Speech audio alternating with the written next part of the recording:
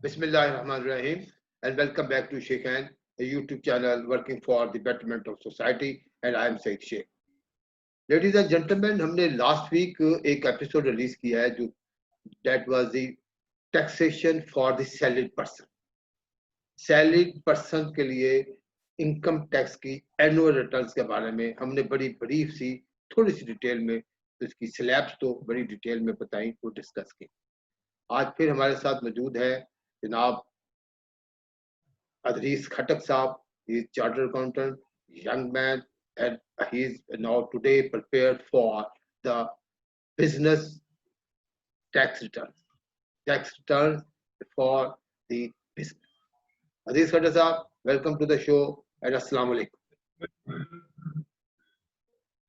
वालेकुम अस्सलाम. अब थोड़ी सी आवाज कम है आपकी.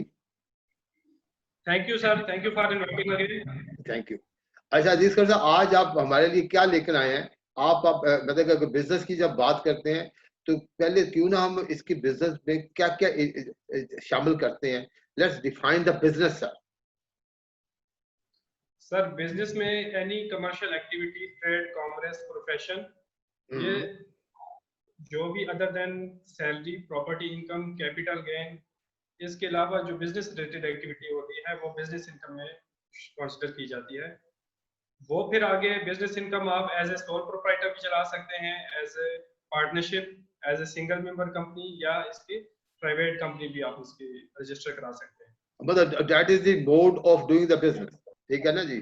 मतलब बिजनेस मीन ए कमर्शियल ट्रांजैक्शन, और वो उसके लिए जैसे आपने बड़ा अच्छा कहा है, उसके लिए व्हीकल आप सोल प्रोप्राइटर कर लें, एओपी कर लें, एओपी रजिस्टर्ड, एओपी अनरजिस्टर्ड, उसके बाद लिमिटेड लायबिलिटी पार्टनरशिप है, फिर कंपनी है, फिर कंपनी में आगे फिर डिफरेंट उसकी डेफिनेशन है, इंपोर्टर है, एक्सपोर्टर है, ये सारी चीजें जो है ये बिजनेस का हिस्सा है.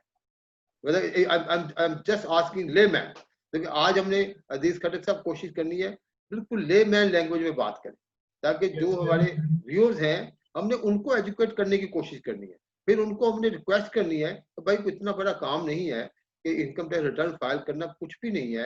मतलब आजकल तो वैसे ही उन्होंने इतना जैसे कि मीडिया पे भी आ रहा है और एक्चुअली कि वो अब सिंपल टैक्स रिटर्न्स को इतना आसान कर दिया जा रहा है कि एवरीवन कम से कम ये मतलब कि उसकी तैयारी तो कर सकता है कि इनकम टैक्स रिटर्न जो है उसको उन्होंने बनाना कैसे है, या थोड़ी सी उसकी अवेयरनेस तो हो रही है. तो आज ये हमारा जो सेशन है ladies and gentleman, this is for the awareness of you people. जी दिस कर सकता. सॉरी. अच्छा, बिल्कुल ऐसा ही है. तो किस्म की विजिट्स एफबीआर ने आना डिक्लेयर किए हैं. उस पे आप एज अगर इंडिविजुअल हैं तो उसका अलग विजिट है, एज ए बिजनेसमैन है, इवन के नॉन रेजिडेंट है, पाकिस्तानी है, तो उसके लिए बिल्कुल सिंपल सा उन्होंने फॉर्म इंट्रोड्यूस कराया है. तो हर एक शोबे के लिए उन्होंने मुख्तलिफ फॉर्म्स इंट्रोड्यूस कराए हैं, जो जिसको इजी लगे वो इसमें वो यूज कर सकता है. तो और जो इजी लगे और जो एप्लीकेबल हो. ठीक है ना जी. ठीक है, ठीक है. अच्छा अभी अभी ये तो आपने बिजनेस की फॉर्म बता दी हमें, और साथ अब ये बता दीजिएगा कि बिजनेस में जब हम फॉर्म में आते हैं तो उनका भी क्या उनकी जो टैक्स लायबिलिटी है तमाम की, जैसे हमने कहा जी कि mode of doing business, sole proprietorship, SMC, उनकी टैक्स स्लैबें क्या हैं? डिफरेंट टैक्स स्लैब्स हैं, और वो थोड़ा सा अगर आप गाइड कर सके क्या हर मोड ऑफ डूइंग बिजनेस के लिए, टाइप ऑफ बिजनेस के लिए क्या क्या टैक्स स्लैब्स हैं सर? जी, जैसे कि हमने डिस्कस किया कि mode of business sole proprietor हो सकता है, पार्टनरशिप हो सकती है. सोल प्रोप्राइटर पार्टनरशिप की बिजनेस इनकम 4 लाख तक एग्जेम्प्ट है. 4 लाख से ऊपर अगर बिजनेस इनकम हो जाती है तो वो टैक्सेबल स्लैब में आ जाता है. इस तरह सिंगल मेंबर कंपनी और कंपनी स्मॉल कंपनीज, उनके लिए 23% आजकल टैक्स स्लैब चल रहा है. और बाकी इसके ऊपर जो कंपनीज आ जाती है उसके 28%, बैंकिंग कंपनीज के लिए फिर 35%, इस तरह डिफरेंट. अब बिजनेस इंडिविजुअल के लिए उसकी तमाम जो ग्रुप है, ग्रुप सोर्सेस ऑफ इनकम है, और इंक्लूडिंग द बिजनेस, उसकी एक ही टैक्स रिटर्न जानी है, क्योंकि वो इंडिविजुअल है, सोल प्रोप्राइटर है, और अगर उसके और सोर्सेस से भी उसको इनकम आई है, फर्ज करें थोड़ा सा उन्होंने कोई पार्ट टाइम ट्यूशन पढ़ाई थी, थोड़ी सी कहीं से कंसल्टेंसी दी थी, समथिंग लाइक दैट, तो ये और कहीं से उनको रेंटल इनकम हुई है, तो वो सब उनकी एक ही टैक्स रिटर्न एक ही जानी है। ऐसे ही है, इनकम टैक्स लॉ ने इनकम को 5 कैटेगरीज में डिवाइड किया है, जिसमें income from salary, income from property, income from business, other sources और कैपिटल गेन्स की इनकम है। और हर एक की डिफरेंट टैक्सेशन है। सैलरी के अरे अलग सैलरी है, बिजनेस के सैलरी स्लैब्स अलग है, कैपिटल गेन्स के अलग है। तो ये डिफरेंट सैलरी स्लैब है, लेकिन ये सारी एक ही रिटर्न में जाती है। सब एक और ही ये रिटर्न हो, चाहे आपका जी, कोई भी सोर्स ऑफ इनकम हो, चाहे बिजनेस वाले हैं या आप सैलरी वाले हैं, जो भी हैं, आप सब की रिटर्न एक ही जानी है। हाँ, हेड ऑफ इनकम और उसका सेपरेट ट्रीटमेंट वो सेपरेट है उसी रिटर्न। ठीक है ना जी? बिल्कुल। चलिए, ये बड़ा अच्छा आपने इसमें बता दिया। अच्छा, अब ये बताया कि जो जो बिजनेस में सैलरी में तो अदीस करने से बड़ा आसान काम है ना। आपकी जो इनकम आई है वो आपने बता दी है, उसके ऊपर टैक्स दे दिया है। बिजनेस में ऑब्वियसली आपकी कोई इनकम है, फिर इस इनकम को अर्न करने से के लिए रिलेटेड एक्सपेंसेस भी। अब उसका क्या करते हैं? क्या ज़्यादा ग्रॉस पे तो वो टैक्स नहीं देगा ना in the normal tax regime में। तो वो तो उसका थोड़ा सा बता दीजिएगा कि what is the normal tax regime में क्या है? नॉर्मल टैक्स रिजीम में ऐसा है कि कुछ एक्सपेंसेस एफबीआर अलाउ करता है, कुछ डिसअलाउ करता है। और जरूरी नहीं कि जो आपने कैलकुलेशन की है एफबीआर की भी वही कैलकुलेशन होगी। इसमें जो भी expenses for the business purpose होते हैं वो आपको अलाउड होते हैं। उसमें से आपको बिजनेस है उसमें डेप्रिसिएशन, प्रीकमेंसेंट एक्सपेंडिचर और इस तरह के कुछ और एक्सपेंडिचर हैं जो आपके बिजनेस से रिलेटेड अलाउ हो जाते हैं। इसी तरह कुछ इनएडमिसिबल एक्सपेंसेस हैं या आपने एक्सपेंसेस किए भी होते हैं, लेकिन अगर आपने इनकम टैक्स लॉ की प्रोविजन को फॉलो नहीं किया तो वो भी डिसअलाउ हो जाते हैं। फॉर एग्जांपल आपने कई टैक्स पेनल्टीज वगैरह पे की है, तो नॉन कंप्लायंस ऑफ लॉ है, उसके लिए आपको पेनल्टी अलाउ नहीं होती। आपने विदहोल्डिंग टैक्स डिडक्ट करना था किसी ट्रांजैक्शन पे, आपने विदहोल्डिंग टैक्स डिडक्ट नहीं किया, आपने 15,000 से ऊपर की सैलरी, टैक्स ईयर 2020 की बात कर रहा हूँ, बाय बैंकिंग चैनल देनी थी और आपने बैंकिंग चैनल की थ्रू नहीं दी, तो वो सैलरी का एक्सपेंस आपको डिसअलाउ हो जाएगा। अच्छा अच्छा।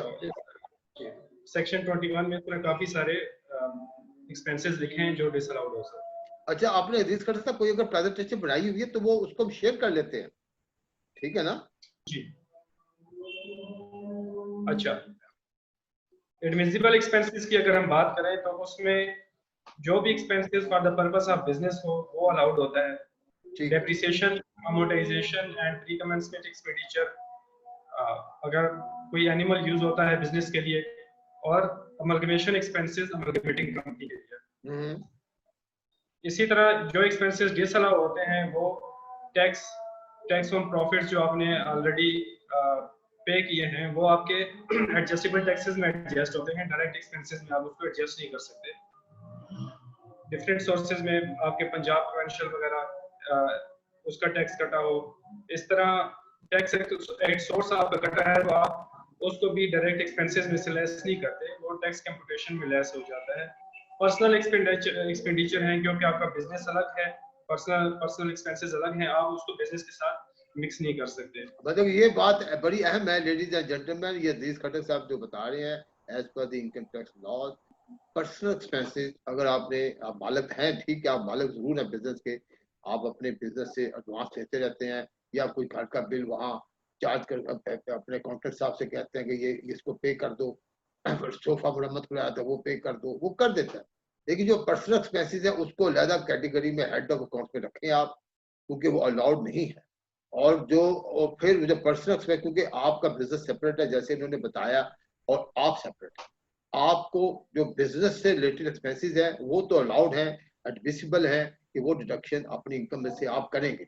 लेकिन जो पर्सनल है, क्योंकि आपने प्रॉफिट जब लेते हैं ना, तो tax after tax profit that is yours. ठीक है ना? जी जी, बताइएगा अजीज खट्टर साहब। इसी तरह आपने अपने रिजर्व रिजर्व क्रिएट किया है या ऐसे सेट असाइड किए हैं, तो वो रिजर्व आपकी प्रॉफिट की अप्रोप्रिएशन है, वो आप डायरेक्टली क्लेम नहीं कर सकते बिजनेस एक्सपेंसेस में से। ठीक है। इस तरह एओपी के केस में या पार्टनरशिप के केस में जो पार्टनर्स को profit on debt, brokerage, salary वगैरह आप पे करते हैं, तो वो भी उनकी प्रॉफिट की अप्रोप्रिएशन होती है, आप डायरेक्ट बिजनेस के एक्सपेंसेस में से उसको क्लेम नहीं कर सकते। अच्छा, टैक्स ईयर 2020 के लिए सैलरी अगर आपने 15,000 से ऊपर बैंकिंग चैनल के थ्रू पे नहीं की, या कोई सिंगल अकाउंट हेड में एक्सपेंसेस 10,000 से ऊपर आपने बैंकिंग चैनल के थ्रू पे नहीं किया तो वो भी डिसअलाउ हो जाते हैं। इसी तरह कैपिटल एक्सपेंडिचर है, उसको आपको डेप्रिसिएशन अलाउंस मिलता है, वो आप डायरेक्ट लेस नहीं कर सकते उसमें से। और इसी तरह प्रोविजन फॉर डाउटफुल डेट वगैरह आपने क्रिएट किया है तो प्रोविजंस की बेसिस पे आप एक्सपेंस डिडक्ट क्लेम नहीं कर सकते। उसमें यह है कि जो एक्चुअल बैड डेट्स हुआ है वो आप क्लेम कर सकते हैं। सिमिलरली आपकी जो डेप्रिसिएशन की अगर प्रोविजन है, क्यूमुलेटिव डेप्रिसिएशन अलाउंस है, वो अलाउ नहीं होगा। जो आपकी एक्चुअल टैक्स डेप्रिसिएशन है as per the income tax ordinance, वो आपको अलाउ की जाएगी। ऐसे ही है ना जी? बिल्कुल ऐसा ही है। इनकम टैक्स के जो अपने रेट्स हैं और उनकी अपनी चार्जेबिलिटी है। अच्छा, एक और इसी स्लाइड पे मैं ladies and gentleman I would like to tell you कि कंप्लायंस ऑफ द लॉ बहुत जरूरी। फर्ज करें हमने सारा अकाउंट ठीक बनाया है, सब कुछ हमने सही किया है, लेकिन कुछ अगर कंप्लायंस नहीं की कि जी सैलरी एक्सीडिंग 15,000 पर मंथ किसी एम्प्लॉय की है, हमने उसको 20,000 सैलरी थी, हमने उसको कैश पे कर दिया, 50,000 सैलरी थी कैश पे कर दिया, एम्प्लॉय के साइन भी मौजूद हैं, एम्प्लॉय जेन्युइनली आपका एम्प्लॉय है और उसकी सारी आपका रिकॉर्ड अवेलेबल है। आप इनकम टैक्स ऑफिस में जाते हैं, अगर आपकी वहां पे हियरिंग है और आपका कोई नोटिस आया हुआ है, आप अपने एक्सपेंडिचर को जब ऑडिट करवाते हैं तो they will disallow if it is paid in cash. If it is not paid in cash, अगर बैंकिंग चैनल के थ्रू पेड नहीं किया, they will disallow it if you follow the compliance. What is the compliance? Salary exceeding 50,000 per month, उसको through banking channel देना है। Banking channel के काफी सारे रास्ते हैं, चेक दे दिया, ऑनलाइन ट्रांसफर हो गई, इंटरबैंक ट्रांसफर हो गई, जो भी है, लेकिन थ्रू बैंकिंग चैनल होगा। ओके, राइट जी। जी हदीस खट्टर साहब आगे अगला पॉइंट देखिएगा प्लीज। कैपिटल एक्सपेंसेस क्या है जी? इसमें नेक्स्ट है एडवांस एफबीआर की ये रिक्वायरमेंट है कि आपने क्वार्टरली एडवांस टैक्स जमा कराना है। ठीक है। तो कंपनी और एओपी ने तो कोई भी इनकम उसकी लिमिट नहीं है, इररिस्पेक्टिव ऑफ एनी अमाउंट उन्होंने क्वार्टरली इनकम टैक्स सबमिट कराना है। और वो लास्ट ईयर की असेस्ड इनकम या लास्ट ईयर की क्वार्टरली इनकम की बेस पे कैलकुलेशन होती है, उसका फॉर्मूला भी इनकम टैक्स में डिफाइंड है। इंडिविजुअल के केस में अगर 10 लाख से ऊपर उसकी इनकम है तो वो पे करेगा एडवांस टैक्स, इससे नीचे वाले एडवांस टैक्स से एग्जाम्प्ट है। ठीक है। अच्छा, इनकम कब पे करते हैं? और इसकी इंस्टॉलमेंट की डेट्स भी है सर, इसकी क्वार्टरली की डेट फिक्स्ड है as per the law? As per law इसकी फिक्स्ड डेट्स है। अच्छा, इसमें से इंडिविजुअल ने 15 सितंबर तक सितंबर के क्वार्टर का, 15 दिसंबर तक दिसंबर के, 15 मार्च तक मार्च के क्वार्टर और 15 जून तक उन्होंने सबमिट कराना है जो जून का क्वार्टर होता है। इसी तरह एओपी और कंपनी के लिए 10 दिन की रिलैक्सेशन है, वो 25 तारीख हर क्वार्टर के 25 तारीख जो इंडिविजुअल के लिए है, उससे 10 दिन बाद उसकी लिमिट है, वो 25 तारीख, 25 मार्च, 25 सितंबर, 25 दिसंबर, इस तरह वो सबमिट करा सकता है। ठीक है। मतलब ये वो कंप्लायंस है, अगर आप नहीं करेंगे मतलब अक्सर होता है एक कंपनी में, मैं उनका एडवाइजर हूँ, तो लास्ट ईयर प्रोबेबली या उससे लास्ट ईयर उनकी अकाउंट्स में लोग चेंज हुए, तो अकाउंटेंट साहब ने ये पुट अप नहीं किया केस जी कि मेरा एडवांस टैक्स पे करना है। या जैसे अक्सर अच्छी कॉर्पोरेट एंट्रीज में पूरा कैलेंडर बना होता है कि हमने पूरे साल का राजर बना होता है कि कॉर्पोरेट रिटर्न क्या जानी है, इनकम टैक्स रिटर्न्स क्या जानी है, मंथली रिटर्न्स क्या जानी है, एनुअल बेसिस पे, वीकली बेसिस पे, पूरा कैलेंडर होता है। और एक भूल जाए तो दूसरा उसे याद कराता है। और इसमें जो कॉर्पोरेट सेक्रेटरी साहब के पास, कंपनी सेक्रेटरी पास के भी ये होता है, टैक्स वाली जो डिपार्टमेंट है उनके पास भी होता है, और जो सीएफओ साहब वर्किंग, तो ये आपस में ताकि एक दूसरे को जगाते हैं। अब तो क्योंकि कंप्यूटराइज काम आ गए तो एवरीथिंग वहां पे एक अलर्ट भी आती है।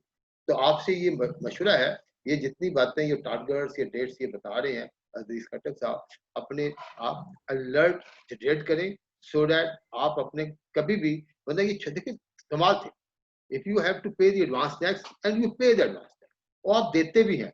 अगर आपको याद नहीं था, फिर अगले क्वार्टर में आपने पे किया, फिर अगेन आप इनकम टैक्स के चक्कर में आ, फिर आपको नोटिस आएगा, फिर उसके जवाब देंगे, जनाब हमारा अकाउंट बीमार हो गया था। अब वो लॉ में क्योंकि जो डेट्स आ गई हैं वो लॉ की डेट है, जो टैक्स अथॉरिटीज हैं वो उसको चेंज नहीं कर सकती। यस आपको रिलैक्स से दे देती है, लेकिन कम से कम जो लॉ में फिर उसकी प्रोविजन, अगली प्रोविजन आ जाती है, पैनल प्रोविजन, फिर आप उसमें आ जाते हैं। ठीक है जी सर। साहब अगला पॉइंट क्या है जी? अगला पॉइंट है पेनल्टीज का।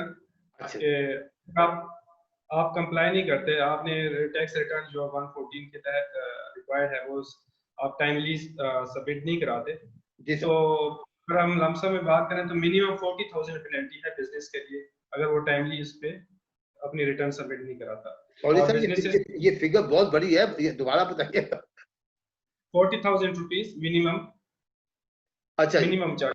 such person shall pay a penalty equal to 0.1% of the tax payable in respect of that tax year for each day of default, subject to a maximum penalty of 50% of the tax payable, provided that if the penalty worked out as aforesaid is less than 45,000 or no tax is payable for that tax year, such person shall pay a penalty of 40,000 rupees.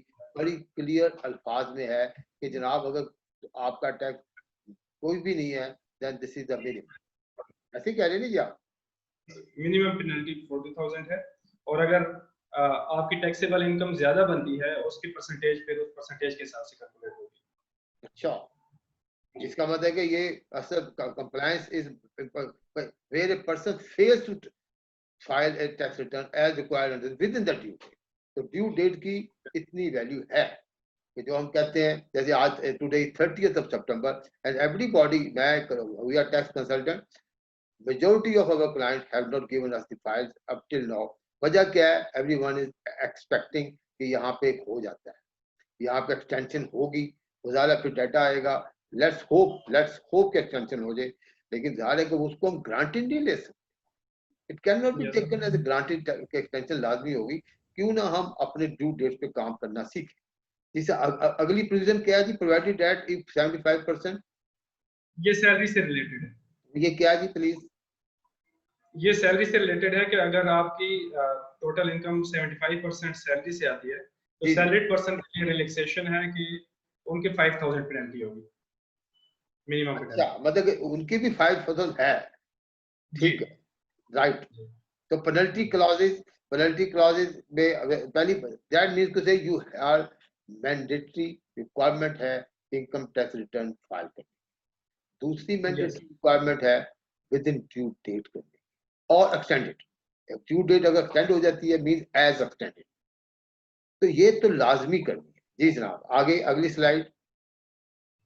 अगली slide है कि income tax return के अलावा कुछ returns होती हैं जो business ने सबमिट करानी होती है कंपनीज ने for This is something which I would like, ladies and gentlemen, my businessmen, brothers and sisters, please इसको कॉपी करके रखें। ये खाली एनुअल रिटर्न वो तो एक बार जानी है, बाकी ड्यूरिंग द ईयर भी कुछ कंप्लायंसेस आ गई, फिर हम कहते हैं जी टैक्स वाले तंग कर रहे हैं, नोटिस आ गया, हमने जाके उसको आराम से फाइल पे उसको लगवा के वापस आ गए हैं। अगर ये स्मॉल थिंग्स काम हम कर ही रहे हैं, क्यों ना हम उससे बचें और विद इन ड्यू डेट जो हमारी अभी ये अजीज खटक साहब आपको बताते हैं कि बाकी ड्यूरिंग द ईयर भी कुछ रिटर्न जानी है। जी सर, ये बताएं जी ड्यूरिंग द ईयर बाकी कौन कौन सी रिटर्न है? पहले उससे पहले आप I think you are talking about जी सर। ईयर अगर आप डिस्क्राइब पर्सन है और विदहोल्डिंग टैक्स एजेंट है तो आप जब पेमेंट ट्रांजैक्शन करते हैं तो विदहोल्डिंग टैक्स डिडक्ट करते हैं। विदहोल्डिंग टैक्स तो आपने 7 दिन के अंदर अंदर जमा कराना है, लेकिन जो उसकी स्टेटमेंट्स है वो टैक्स ईयर 2020 में बाई एनुअली जमा कराते थे, अब उन्होंने क्वार्टरली कर दिया है। टैक्स ईयर 2021 से आपने क्वार्टरली और सबमिट करानी है। इसी तरह एम्प्लॉइज की टैक्स डिडक्शन की स्टेटमेंट होती है वो भी एनुअली आपने जमा करानी है अभी एक बार सेक्शन 165 में। अच्छा, अब ये वो जो एम्प्लॉय की जो टैक्स डिडक्शन स्टेटमेंट है वो कब करवानी है? टू फर्निश वेल्थ स्टेटमेंट और wealth reconciliation statement, such person shall pay a penalty of 0.1% of the taxable income per week or 100,000 whichever is higher. अब तो नॉर्मली जो टैक्स रिटर्न का फॉर्म है उसके साथ ही वेल्थ स्टेटमेंट हो जाती है, तो वेल्थ स्टेटमेंट उसके साथ रिकंसाइल करके रिटर्न के साथ ही चली जाती है। तो आई थिंक ये प्रोविजन पहले जो फॉर्म्स थे उनके लिए है, या वो जो नॉन रेजिडेंट पर्संस हैं और उन्होंने सिर्फ वेल्थ स्टेटमेंट जमा करानी है और उनकी भी एक प्रिस्क्राइब लिमिट है कि इतने से उनकी फॉरेन इनकम ज्यादा हो या फॉरेन एसेट एक प्रिस्क्राइब लिमिट से ज्यादा हो, तो उन्होंने सिर्फ वेल्थ स्टेटमेंट अपनी पाकिस्तान में सबमिट करा दी। अच्छा, ठीक ठीक ठीक। अच्छा, ये वेल्थ स्टेटमेंट की रिकंसिलिएशन का लफ्ज हम कहते हैं, ये हमारे व्यूज जी के लिए थोड़ा सा आसान कर दीजिएगा, क्योंकि हम ये वही बात है, हम कॉमन मैन के लिए बात कर रहे हैं। रिकंसिलिएशन क्या चीज होती है, थोड़ा सा बिल्कुल सादा एग्जांपल में, कि 100 रुपया मेरी इनकम थी, 80 रुपये मेरे खर्चे थे, अब मैं वेल्थ स्टेटमेंट को रिकंसाइल करने लगा हूँ, तो 20 पे जो मेरे बच्चे वो कैश में ऐड हो गया, तो ये थोड़ा सा बताइए वेल्थ रिकंसिलिएशन। स्टेटमेंट, जी वेल्थ स्टेटमेंट की रिकंसिलिएशन ये है कि आपने इनकम को एसेट्स जो आपने परचेज किए हैं उनके साथ मैच करना है। फॉर एग्जांपल साल के शुरू में आपके पास 1 लाख के एसेट हैं और आपकी इनकम 20,000 हुई है, तो उस 20,000 में से भी आपने अगर 10,000 खर्च कर लिया है तो 10,000 आपके पास उस साल का सरप्लस आया है। तो आपके एसेट में इंक्रीज भी 10,000 का होना चाहिए, ना कि आपका एसेट शो करें 2 लाख रुपए के और आपकी इनकम उनके साथ है उस हिसाब से 1,10,000 आनी चाहिए। तो ये जो अनएक्सप्लेन्ड इनकम है फॉर एग्जांपल 90,000, ये फिर अनरिकंसाइल्ड वेल्थ स्टेटमेंट आ जाती है। तो आपने उनको अपने इनकम और एक्सपेंसेस एंड एसेट्स को आपस में मैच करना है, ये वेल्थ रिकंसिलिएशन स्टेटमेंट। ठीक हो, इसमें अगर कोई, it is not a rocket science, ये तो ऐसे ही है जैसे आपका खर्चा, आमदनी कितनी थी, खर्चे कितने थे, आगे में बैलेंस क्या है, बैंक बैलेंस वगैरह, ये उससे रिकंसिलिएशन है। लेकिन in any case, in case आपको कोई इशू आए, do let us know. Yes. जी खटक। और सर आपने कोई सवाल? जी So this was what was the requirement of the law, income tax law, from the business individuals, from the businesses. इसमें हमने AOP भी शामिल कर हुआ है इसमें, ऑब्वियसली रीजन में जैसे उन्होंने बताया है, अब सिंगल मेंबर कंपनी भी आ जाती है। ये बिजनेस, सबसे बड़ी अहम चीज जो नोट करने वाली है, मैं अगर किसी बिजनेस का मालिक हूँ, मैं सेपरेट हूँ, और business entity is a separate entity. तो जब हम मिक्स कर देते हैं अपने पर्सनल चीजों को अपने बिजनेस में, फिर हम अक्सर देखते हैं वो साहब जो है परेशान रहते हैं, और वो पता लगा कि क्योंकि टैक्स वाले तो एज इनकम टैक्स लॉ के तहत अपनी चीजें वो तो आपसे वसूल कर लेंगे, लेकिन जब आपने चीजें मिक्स कर दी हैं तो आप भी परेशान हो गए, आपके ज़्यादा परेशान हो गए, आपने अपना एडवांसेस दिए, आपने वहां से लोन लिए, फिर आपने कहा जी बिजनेस तो मेरा है सारा। तो वो ऑब्वियसली लॉ ये सेज कि once you have a separate business entity, वो आपकी बिल्कुल रहता है। अच्छा अजीज खट्टर साहब, और आप इसमें कोई चीज अगर ऐड करना चाहें वो आप हमें बताएं, ताकि फिर हम इसको कंक्लूड करें। सर मेरे तरफ से तो यही था। आपने कोई क्वेश्चन करना हो या व्यूअर्स ने कोई क्वेश्चन करना हो तो वो कमेंट्स में मेंशन कर सकते हैं, और इंशाल्लाह उसका रिप्लाई करेंगे। अच्छा, व्यूअर्स के लिए तो मैं ये कहूंगा कि वो लोग जो ऑलरेडी जिन्होंने अभी अपना डाटा इकट्ठा करना है, तो इनकम टैक्स रिटर्न फाइल करने के लिए एक फाइल बनाते हैं। Let's make it simplified. आप एक बिजनेसमैन है, आपने एक ज़्यादा अकाउंटेंट रखा हुआ है, आपके पास अकाउंट मैन है, अगर नहीं है, मैं हम कहते हैं, हमेशा कहते हैं, हमारी मिसाल होती है, पान वाला भी अपना हिसाब लिखता है। वो अपना हिसाब अपनी डायरी पे लिखता है, इतने की डेली सेल लिखता है, फिर वो सेल बैंक में होती है, आजकल के लॉ के मुताबिक ज़्यादा पूरे बैंक में जाएगी।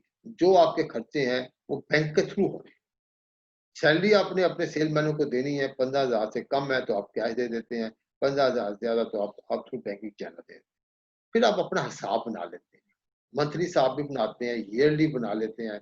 फिर आप अपने एक ड्यूरिंग द ईयर अपनी कंप्लायंसेस कर लेते हैं। अगर किसी का टैक्स काटा है तो ऑब्वियसली आपने उसको जमा करवाना है गवर्नमेंट ट्रेजरी में। फिर आपने जो फाइल बनानी है उसके लिए तमाम बैंक अकाउंट्स की कॉपी, अगर आप बिजनेस इंडिविजुअल्स हैं तो आपकी अपनी बैंक अकाउंट पर्सनल नेम वाली कॉपी, उसकी tax return, sorry bank return की स्टेटमेंट। फिर आपके सो टैक्स जो आपने से किसी ने अगर आपने कोई परचेज की थी, वहां से आपसे कोई होल्डिंग टैक्स हुआ है या आपने किसी का टैक्स काटा है, वो सारी डिटेल्स, मोबाइल फोनों पे टैक्स जो कटे हैं, मोबाइल फोन, यूटिलिटी बिल्स, जो किराए हैं, ये तमाम चीजों की डिटेल एक अकाउंट एक बन के एक फाइल बन जाए।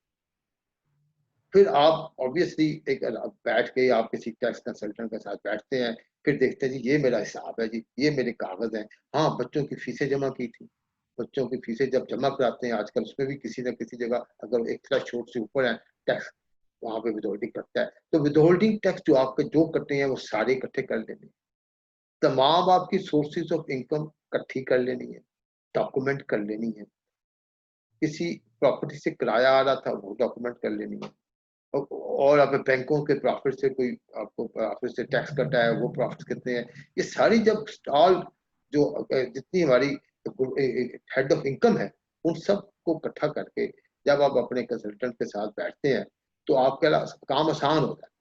तो अब होता ही है कि आखिरी दिन होता है, वो आते हैं कहते हैं जी फलानी चीजें साढ़े को है नहीं, तो ऑब्वियसली तो फिर इशू बनते हैं, तो फिर टैक्स क्या जी एक्सटेंशन ले लो। भाई मैं ये हमेशा मशवरा देता हूँ, खुद से एक्सटेंशन क्यों हम अप्लाई, पूरा साल हमारा अपना, और उसके बाद 30 जून को साल खत्म हुआ है तो 30 खट्टर साहब 30 सितंबर 3 महीने फिर हमारे पास आते इन तमाम चीजों को इकट्ठा करने के लिए। तो मेरा मशवरा यही होगा आज के इस सेशन से, क्योंकि हमारा मकसद तो अवेयरनेस क्रिएट करना है, हमारा मकसद आपको एजुकेट करना है, आपको ये बताना है कि अगर आप अपने हर महीने की क्लोजिंग करते हैं, करता है हर बिजनेसमैन करता है, पान वाला केले वाला कोई बंदा हर को करता है जी इस महीने में मुझे क्या बचे, तो उसको साथ साथ थोड़ा सा लिखते रहे प्रॉपर, क्योंकि ये रिक्वायरमेंट भी है लॉ की भी है, आपने प्रॉपर बुक्स ऑफ अकाउंट भी मेंटेन करना है। और बट डजंट मीन कि हाँ अगर हाँ आपका बिजनेस बहुत फैला हुआ है, one can expect from you, आप कंप्यूटराइज अकाउंटिंग में जाएंगे तो आपके पास हर चीज अवेलेबल होनी चाहिए, आपके ओरिजिनल रसीदें हर चीज होनी चाहिए, किसी को आपने दिया पैसा वो उसकी रसीदें आपके पास, आपने लिया किसी से, यू शुड हैव एवरीथिंग, तो फिर आपके लिए आसान है। और कई लोग घबराते हैं इनकम टैक्स रिटर्न देने से, यार कोई फंस जाए, क्यों जी ये तो करते हैं अजीज खट्टर साहब, तो कि इनको मैं हमेशा मशवरा देता हूँ, आप जब कहते हैं फंस जाते हैं फिर आप डरते डरते बिजनेस करते हैं, बिजनेस का इतना बड़ा बोर्ड भी नहीं लगाते, क्यों हर चीज जब आप डर के करते हैं ना फिर आप डरे ही रहते हैं।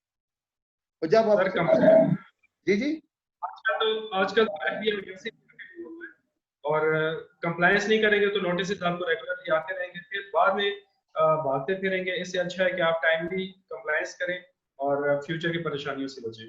बिल्कुल। एक बार आप देखो पाकिस्तान के सबसे बड़े बिजनेसमैन है ना जी, सबसे बड़े बिजनेस, उनसे पूछा जाए, अब 3-4 बड़े बड़े ग्रुप हैं, पूछा जाए जी आपको आपकी ये सक्सेस स्टोरी क्या वजह है, वही कहते हैं जी हमने अपने आप को फोड़ी, जो ही हमारी इनकम स्टार्ट हुई, जो हम कमाते थे टैक्स देते थे और बोर्ड लगाए पब्लिसिटी की, पूरे एकदम धूमधाम से मार्केट में आ गए, जो टैक्स वालों को सरकार का पैसा सरकार को दिया उसमें से, और हमारा पैसा बढ़ता गया, क्योंकि आपको पता है आपने गुजार एक टीम रख ली और टीम टीम को कहा जी लॉ कंप्लायंस करो, क्योंकि लॉ कंप्लायंस करना ज्यादा आसान है, कंप्लाई ना करना मुश्किल है, तो उसकी भी कॉस्ट है, उसकी हिडन कॉस्ट भी, परेशानियों की भी तो कॉस्ट है ना जी। जब इनकम टैक्स के नोटिस आते हैं बंदा परेशान भागता है, फिर वो कहता है जी, तो मैं ये समझता हूँ अजीज साहब आज का मशवरा मेरा ख्याल है हम अपने व्यूज को यही दें कि भाई इनकम टैक्स लॉ की हम कंप्लायंस करें, टाइम पे काम करें, और जो कंप्लायंस की आज हमने छोटी सी बातें थोड़ी सी बताई है, बड़ी नहीं बताई, तो इसको ही फॉलो करें। और दूसरी बात यह है कि अगर आप कई लोग कहते हैं टैक्स अवेजन, भाई लॉ में टैक्स क्रेडिट्स अवेलेबल है, एक पूरा इसका चैप्टर है, tax reduction of tax liability है। आप जब अपने टैक्स कंसल्टेंट के पास बैठते हैं ना, वो आपको as per the law, within the law, वो आपको इतनी चीजें बता देते हैं कि आपने अगर इन्वेस्टमेंट की है, अगर आपने लाइफ इंश्योरेंस ली है, पॉलिसी ली है, उसका आपको इतना टैक्स क्रेडिट मिलता है। आपने किसी कार्य ख्याल में, किसी ट्रस्ट में किसी को प्रूफ डोनेशन दी है, ट्रस्ट को दी है, like all Mustafa trust, like से शौकत खाना, तो आपको उसका पेमेंट का ऊपर टैक्स क्रेडिट मिल जाता है, tax there is a tax credit आपकी। तो ये स्मॉल थिंग, अगर आप तो देन भी अगर आप किसी क्वालिफाइड टैक्स एक्सपर्ट के साथ बैठेंगे, he can guide you Aziz sir Khattar ले में सर। बहुत ज्यादा, इवन कि अगर वो सिंपल अपनी बेसिक अंडरस्टैंडिंग करे टैक्स की थोड़ा तो सा ऊंचा लेमैन बोलिएगा, थोड़ा सा ऊंचा बोलिएगा। लेमैन के लिए टैक्स सर बहुत आसान है। कॉम्प्लिकेशंस जहाँ आती हैं वो बिजनेसेस के लिए आ जाती हैं, उनके लिए डिफरेंट रेट्स और डिफरेंट रूल्स और रेगुलेशन है। लेकिन अगर लेमैन अगर बेसिक्स को लेके चले तो उसके लिए इनकम टैक्स का बहुत आसान है। जबरदस्त। तो थैंक यू वेरी मच अजीज खट्टर साहब, आपने हमारे साथ आए, अपना एक्सपीरियंस शेयर किया, नॉलेज शेयर किया for the understanding of A common man, हमारे व्यूअर्स के लिए। और अल्लाह ताला आपको खुश रखे। इंशाल्लाह आइंदा भी आपसे जैसे दरख्वास्त की है कि अगली बार आपने स्पेशली एओपी के लिए तैयारी करनी, ओनली फॉर एओपी। जब कई चीजें एओपी पार्टनर में कैसे प्रॉफिट आता है, पार्टनर में कैसे जाता है, लॉस आता है तो कैसे होता है, तो ये थोड़ी सी तैयारी करेंगे इंशाल्लाह अगले वीक में। लेडीज एंड जेंटलमैन, इस दुआ के साथ अल्लाह ताला आपको हम सबको आसानियां करने की, आसानियां बांटने की, नेकियां करने की, नेकियां बांटने की तौफीक अता फरमाए इंशाल्लाह. Stay with Shifan. Thanks a lot ladies and gentlemen, and thanks a lot Aziz Khattak साहब. बहुत शुक्रिया. शुक्रिया.